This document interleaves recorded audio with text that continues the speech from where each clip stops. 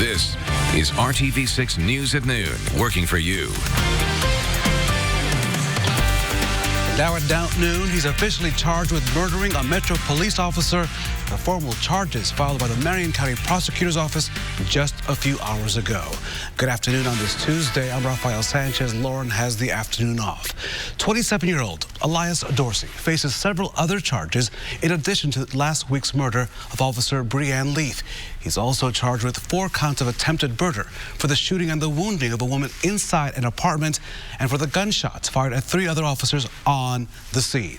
The prosecutor's office says Dorsey is also being charged with criminal confinement and battery for the incident that led to the call for police to the apartment on Edinburgh Square last Thursday.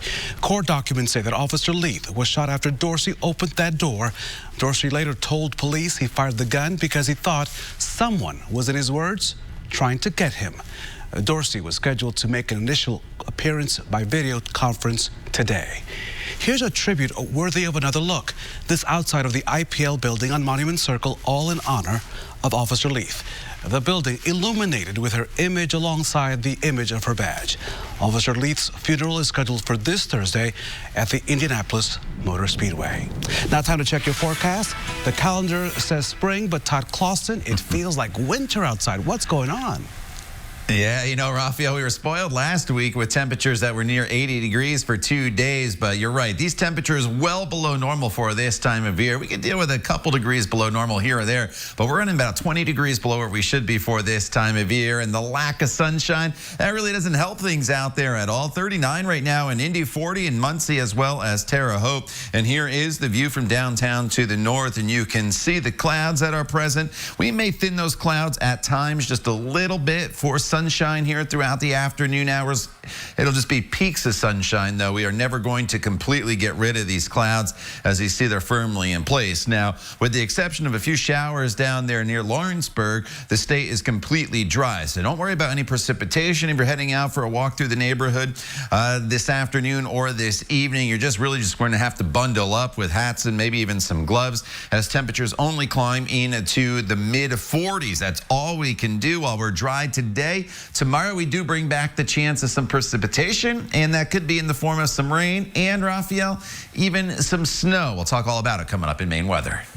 Todd, thank you so much. New this midday, a woman has died from her injuries after a shooting that led to a standoff and an exchange of gunfire with police in Greenwood in Johnson County.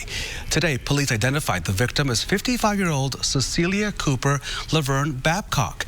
Officers were called Monday to the home on Legacy Boulevard on reports that Cooper had been shot. Now, when they arrived, they say 43-year-old Randy Sudd fired shots at officers. Police returned fire, striking and wounding him, and he eventually surrendered. Greenwood police say they are working with the Johnson County Prosecutor's Office to charge him with murder.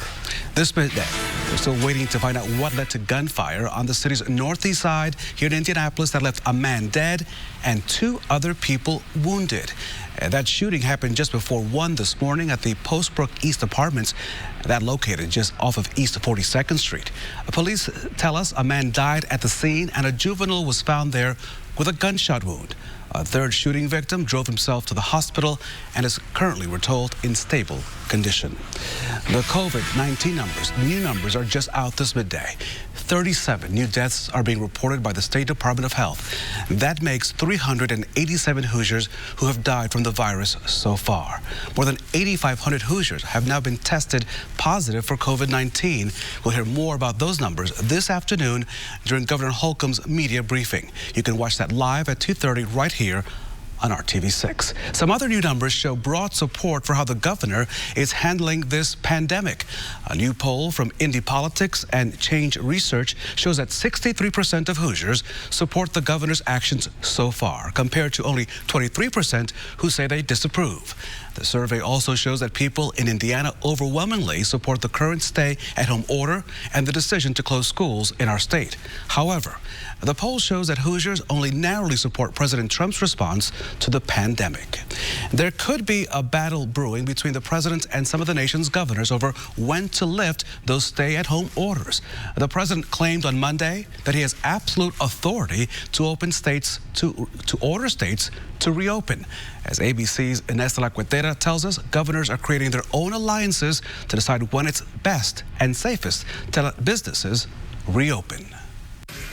This morning, some welcome relief for Americans hit the hardest by the coronavirus pandemic. Boy, was I delighted to see extra money in my checking account, $1,200+ that I was able to, get the check in the mail and my rent is paid. Word, some of those stimulus checks have started to hit bank accounts as Treasury Secretary Steve Mnuchin reveals 80 million Americans will get their payment by Wednesday. We know how important that is to all of those hardworking Americans, many of which are at home not working at the moment. This as a new battle brews over when to reopen the economy. The president indicating he'd like to lift restrictions by May, while health experts and governors warn that could be too soon. Trump insisting he has total authority on the matter, which he constitutionally doesn't.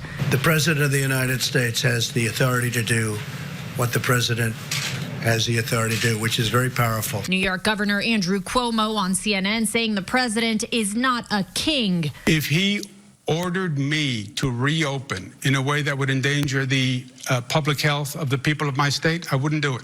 Cuomo now forming a coalition with the governors of New Jersey, Connecticut, Massachusetts, Pennsylvania, Delaware, and Rhode Island to decide when to collectively reopen their regional economies. On the West Coast, the governors of California, Oregon, and Washington doing the same. Those are health responsibilities. So the president should not even think of going there.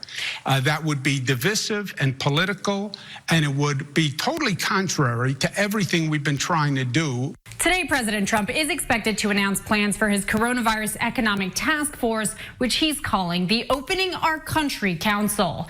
Inez de la Cuetera, ABC News, Washington. The federal government is trying to help small businesses stay alive, but some people are offering to help online may have other plans for your money. Next, more on the loan scams you need to watch out for. And it's an offer for Taste of Home Cooking. We'll show you how this eatery is dishing out your favorites during this new normal. But first, let's check in with our very own Todd Clausen. Hey, Todd. And Raphael, it's chilly here in central Indiana, but we're not the only ones dealing with these chilly temperatures. Take a look. Most of the Midwest is in the 20s and 30s this morning, with a few 40s here and there. We'll let you know how long this chill is going to stick around and when the spring-like temperatures return, coming all up in your Storm Team 6 forecast. You're watching the news at noon right here on RTV6. The Connors, new tonight on ABC. Welcome back to the news at noon. The Small Business Administration is working to help businesses stay afloat during this ongoing pandemic. But some criminals pretending to be from the federal government are also online trying to take your money. Tim Maniscalco with the Better Business Bureau brings us this consumer alert. Yeah, the SBA has really got some great programs out there for small businesses to tide them over. But as you said, the scammers are taking advantage of this. Here's how this is going to work. You're going to get an email, and it's from maybe a lawyer or even somebody says they're from the SBA, and they say that they can process this loan or this grant from you, but it's going to cost you a little bit of money. And then you might even get something on social media, on Facebook, from a, quote, friend who says, hey, I just went through this program. It worked great. I got my money right away. Go ahead and apply for this loan. Be very, very careful. The SBA is not going to contact you. A lawyer or somebody like that is not going to contact you. If you do want to apply for an SBA loan, you can either go to the SBA or to a lending institution, a bank, something like that. Somebody who is an SBA lender, and they will walk you through the process. Just be very careful if someone contacts you unsolicited, says, hey, I can do all this for you for a small fee, and then you get a Facebook notice from someone saying, hey, I did it and it worked great. So just be on the lookout for that if you're a small business. Tim always with some great information. Some good advice from Tim Maniscalco from the Better Business Bureau. So keep that in mind. Band students and their instruments may be stuck at home for now, but the company that helps them make music is still open to help them make music even sweeter. Next, how you can help and how you can keep the music playing inside your home when the news at noon continues right here on RTV6.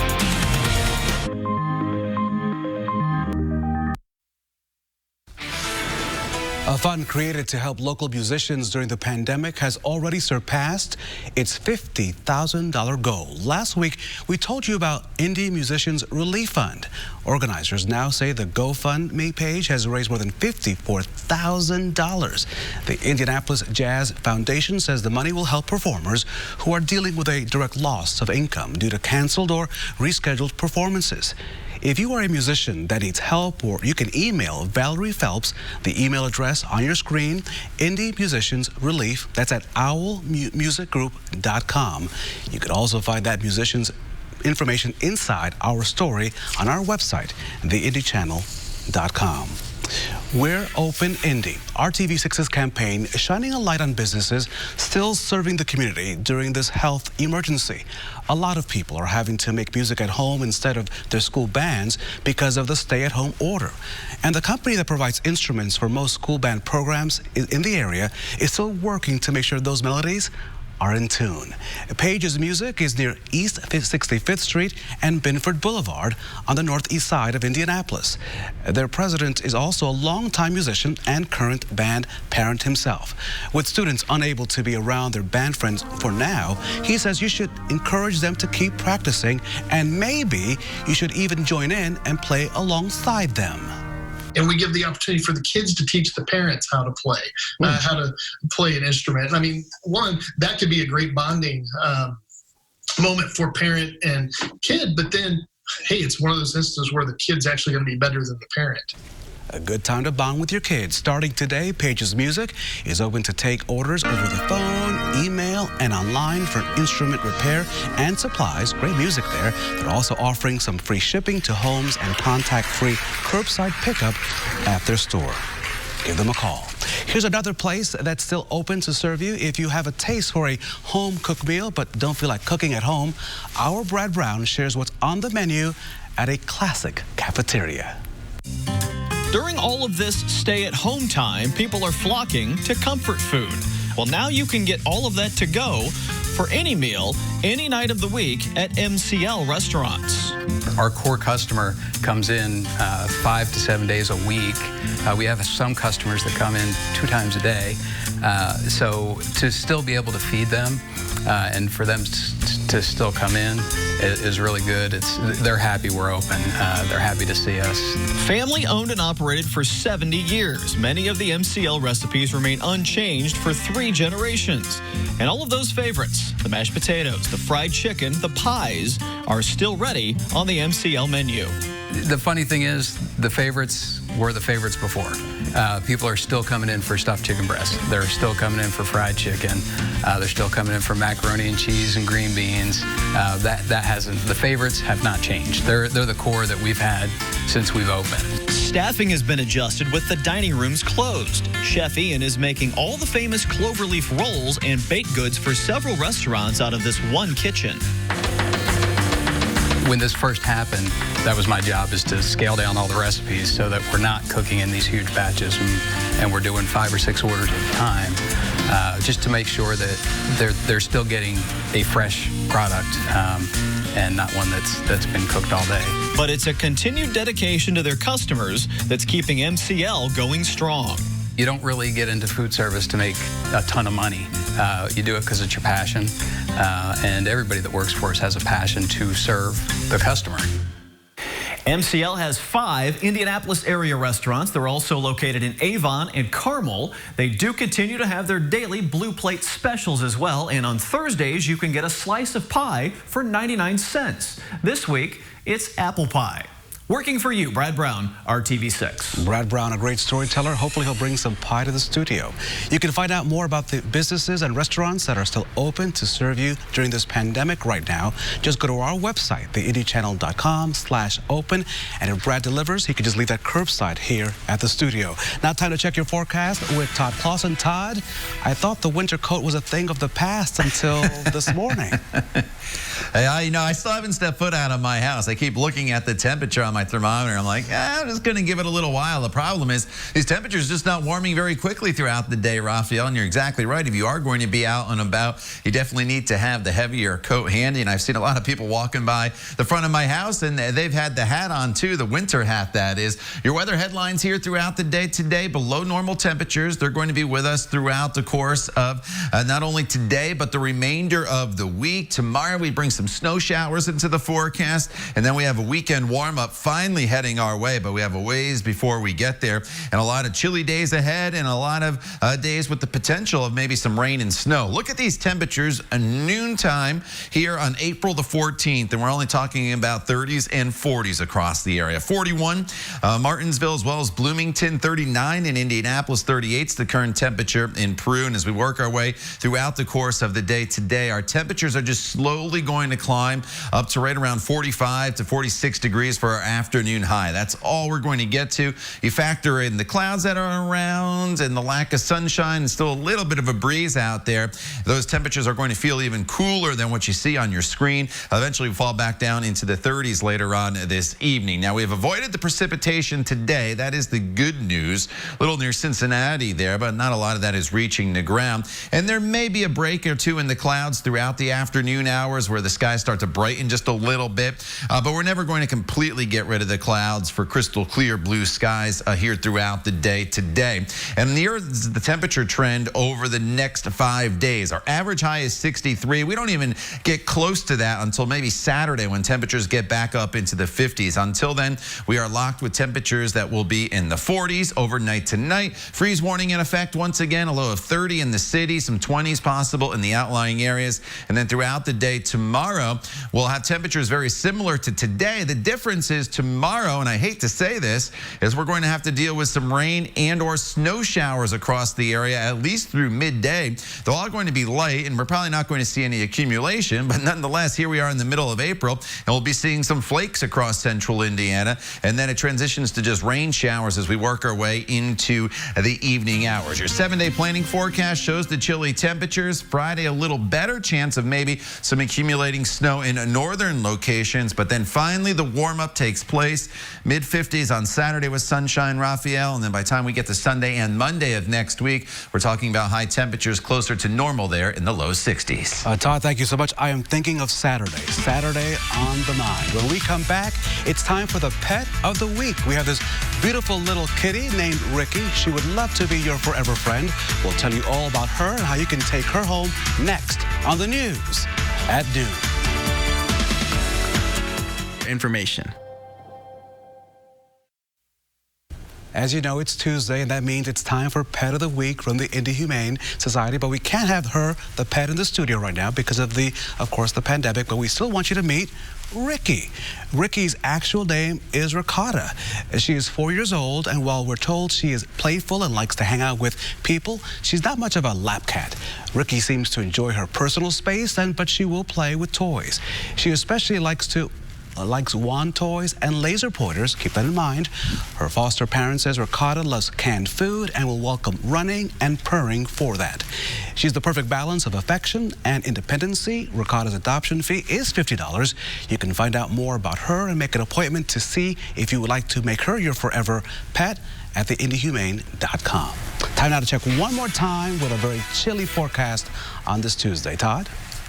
Yeah, Raphael, temperatures in the 40s for highs from today all the way through Friday. The low temperatures will be down in the 30s. In fact, tomorrow morning, we're probably below freezing. That's why a freeze warning is in effect once again for the entire area. Tomorrow, we bring in the chance of some rain and snow showers to the forecast as well. Thursday should be dry, and then a little better chance of possibly some accumulating snow, depending on the timing. On Friday, accumulations would be minor. I think they would mainly be in northern locations Friday morning, something we'll have to keep an eye on. But once we get past Friday, a little better Saturday and Sunday, we get the sunshine back. And with that sunshine, temperatures return to the 50s and 60s. Todd, thank you so much. I'll see you tomorrow morning on Good Morning Indiana. And for now, thank you for making RTV6 your choice for news as we take a live look. There it is, our city. What a beautiful place it is.